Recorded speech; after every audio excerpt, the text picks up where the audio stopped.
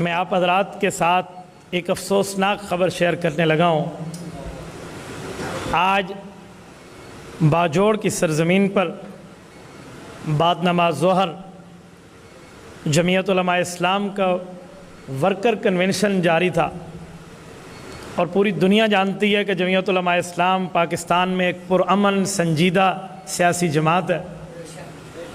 وہاں پر ایک بم دھماکہ ہوا، جس کے نتیجے میں ہمارے وہاں کے سٹی امیر اور ان کے 22 رفقا اس وقت کے اطلاع کے مطابق شہادت کے درجے پہ فائز ہو چکے ہیں۔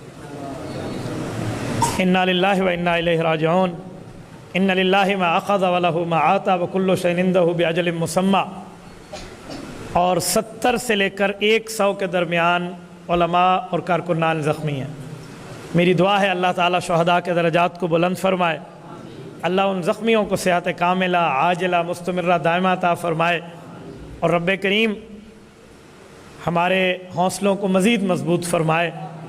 یہ بم دھماکے ہوں یا کوئی اور بربریت کے پہاڑ ٹوٹے ہوں، یہ قائد ملت اسلامیہ مولانا فضل الرحمان دامت برکاتہم کے اوپر بھی ہو چکے ہیں، اور کارکنان بھی اس کا نشانہ بن چکے ہیں۔ یہ دشمن ذہن سے نکال لے کہ یہ چیزیں ہمارے راستے میں رکاوٹ بن سکتی ہیں۔ ہم نے جان کا سودا اللہ کے لیے کیا ہے، تو اس طرح کی بزدلانہ حرکت سے جمعیت علماء اسلام کے کاز کو اور جمعیت علماء کی منزل کے حصول کے راستے میں آپ رکاوٹ نہیں بن سکتے۔